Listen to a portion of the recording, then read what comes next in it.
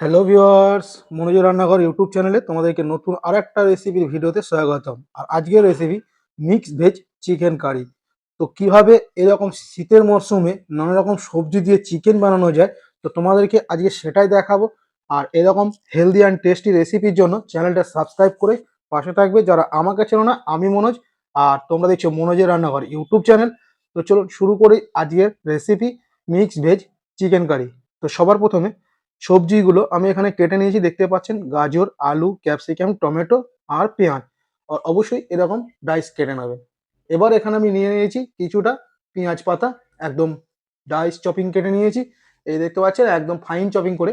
আর এখানে নিয়ে নিয়েছি 30 গ্রাম মতন কাজু, বেটে নিয়েছি একদম ফাইন বেটে। এবার এখানে নিয়ে নিয়েছি অল্প সামান্য কিছুটা সয়াবিন।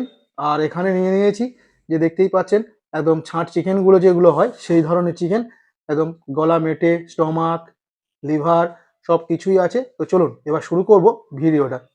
তো এখানে আমি দিয়ে দিচ্ছি একটু বেশি করে পরিমাণ মতন সর্ষের তেল। আর অবশ্যই এই রেসিপিটা সর্ষের তেলে বানাবেন।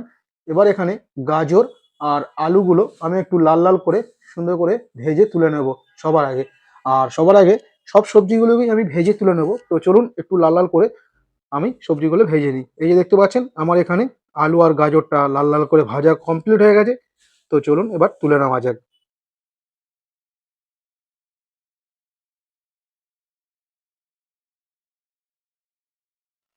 আলু আর গাজরটা তুলে নেওয়ার পর এবার আমি যে পেঁয়াজ আর ক্যাপসিকামটা ছিল সে দুটোকে একসাথে আবার এইরকম ভাবে সুন্দর করে ভেজে নেব।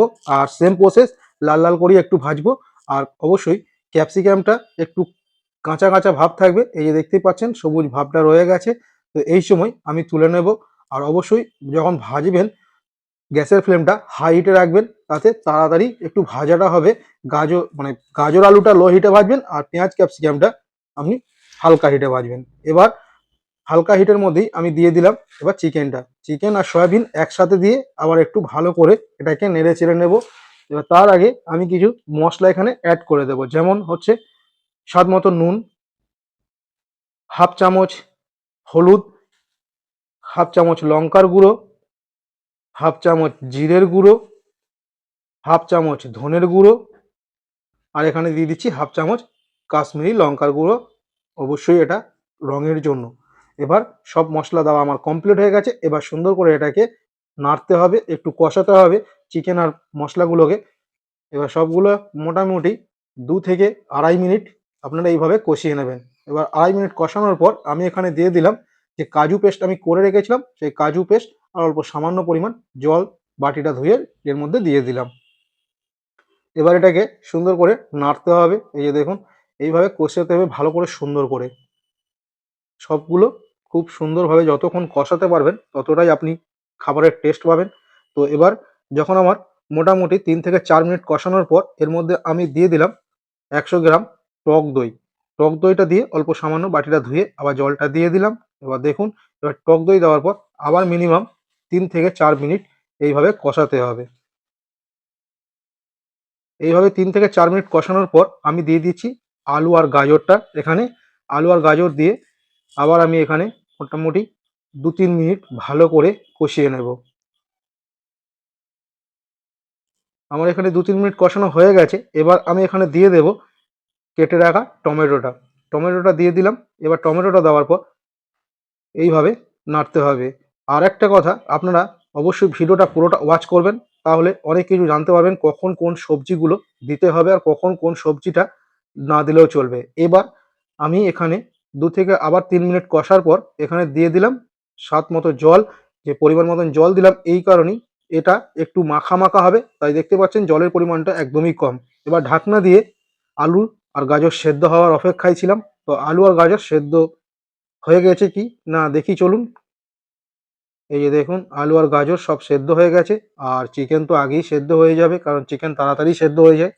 এবার এখানে আমি দিয়ে দিচ্ছি যে পেঁয়াজ আর ক্যাপসিকামটা ভেজে রেখেছিলাম, তো সেই পেঁয়াজ আর ক্যাপসিকাম ভাজাটা এখানে দিয়ে দিলাম।